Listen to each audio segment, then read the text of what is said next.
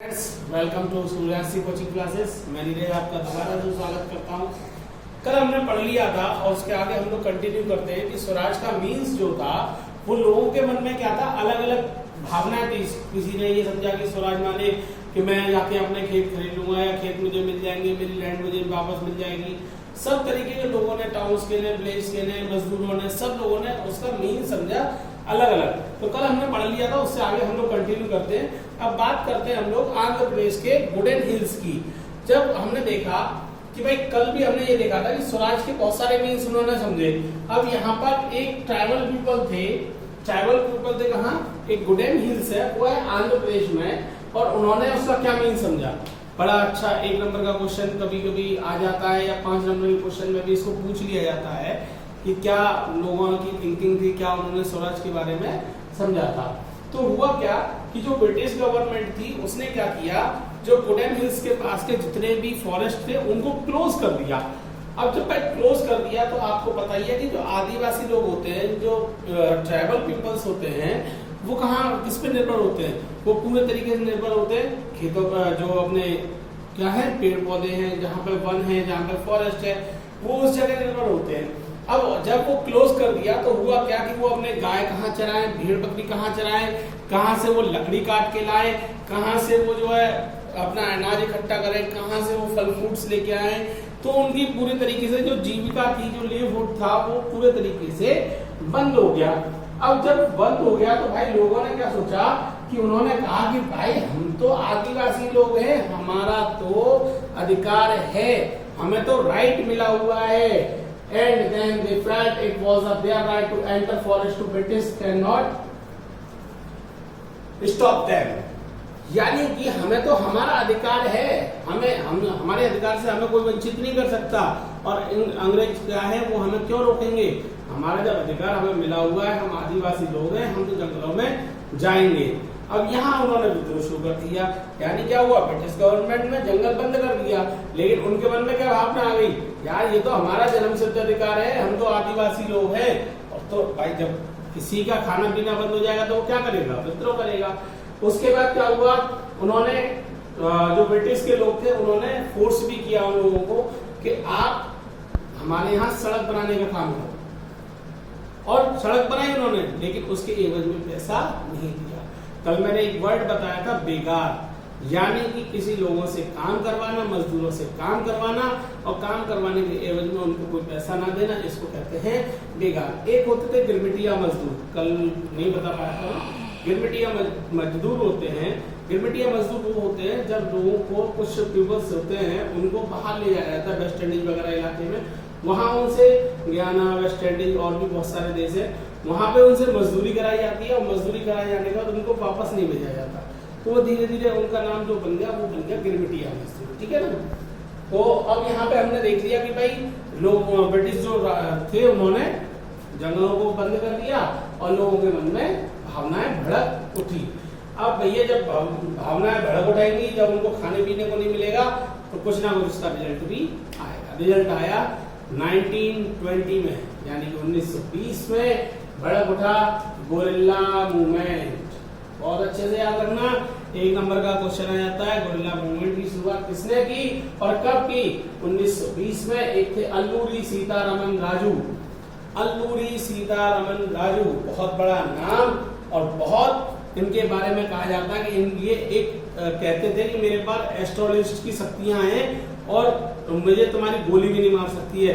यानी कि मेरे पास ऐसी पावर है कि आपकी गोली क्या, मेरे को कुछ भी नहीं मार सकता है, इतनी बड़ी पावर थी। और इसने अपने आप को, मतलब लोगों को इस तरीके से बताया कि लोग उसको भगवान का भेजा हुआ दूत मानने लगे, और वो बिलीव करता था गांधी जी के ऊपर। कौन? अल्लूरी सीतारामन राजू। वो इंस्पायर थे गांधी जी से बहुत ज्यादा। उनका कहना था भैया जिस दिन आप दारू और बीड़ी, सिगरेट, शराब छोड़ दोगे, उस दिन क्या हो जाओगे, हमारे देश में स्वतंत्रता के लिए लड़ाई करने लग जाओगे, और हम अपने देश में स्वराज वापस पा लेंगे। अब लेकिन क्या हुआ कि इंडिया जो था, इंडिया के बारे में जो सीतारामन राजू का सोचना था, वो ये सोचना था कि गांधी जी की, ठीक है मैं गांधी से इंस्पायर हूं, लेकिन ब्रिटिश लोगों को बगैर डंडे, लाठी, बगैर बंदूक के नहीं भगाया जा सकता। तो वो कह रहे नॉन वायलेंस, ये कह रहा नहीं जी वायलेंस होना चाहिए, ठाए ठाए गोली मार दी जाए जब ही भागेंगे अंग्रेज, उससे पहले नहीं भाग सकते। गुरिल्ला मूवमेंट शुरू हो गया। गुरिल्ला मूवमेंट शुरू हो गया तो क्या हुआ, गुरिल्ला मूवमेंट में जो लोग थे, आदिवासी लोग थे, उन्होंने हमला करना शुरू कर दिया पुलिस स्टेशन के पास। पुलिस स्टेशन पे किया, पुनः ब्रिटिश के जो लोग थे काम करने वाले थे उनको मारना शुरू कर दिया। और जब ऐसे मारते रहे तो 1924 में जो अल्लूरी सीतारमन राजू थे उनको गिरफ्तार कर लिया गया और फांसी पे चढ़ा दिया गया। लेकिन जब तक बहुत देर हो चुकी थी, क्योंकि अल्लूरी सीतारमन राजू क्या बन गए थे, एक आदिवासियों के राजा, हीरो, देशभक्त, उनके विचार मस्तिष्क में भर गया था कि अल्लाह रमन सीता राजू ही सब कुछ थे और वो बन गए फौज। यहाँ तक बात समझ में आ गई। अब बात करते हैं प्लांटेशन वर्कर्स, यानी कि जो बागान में जो मजदूर थे उनका क्या सोचना था स्वराज के बारे में। हुआ क्या कि 1859 में एक इनलैंड इमिग्रेशन एक्ट था, 1859 का। उसमें ये बोला गया था कि जो बागान में काम करने वाले कर्मचारी हैं वो बगैर किसी परमिशन के बागान को नहीं छोड़ सकते, यानी कि जो टी फॉरेस्ट है उसको वो छोड़ नहीं सकते बगैर किसी परमिशन के। अब जब उनको ये बात पहुंची कि हम स्वराज के लिए गांधी जी के थ्रू लड़ाई लड़ रहे हैं, तो क्या हुआ, उनके मन में क्या बात आई, यार हमें स्वराज मिलेगा और हम इसके बागान में क्यों काम करें, हम तो अपने गांव चले जाएंगे और गांव में हमें अपने अपने खेत मिलेंगे, वहां पे हम सब लोग फ्री रहेंगे, हमारे ऊपर कोई किसी का दबाव नहीं रहेगा।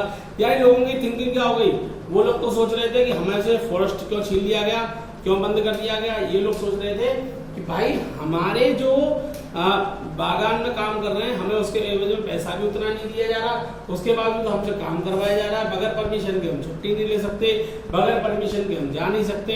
तो उन्होंने कहीं ना कहीं विद्रोह भड़क उठा और वो 1000 के करीब लोग बागान छोड़कर अपने गांव चलने के लिए तैयार हो गए।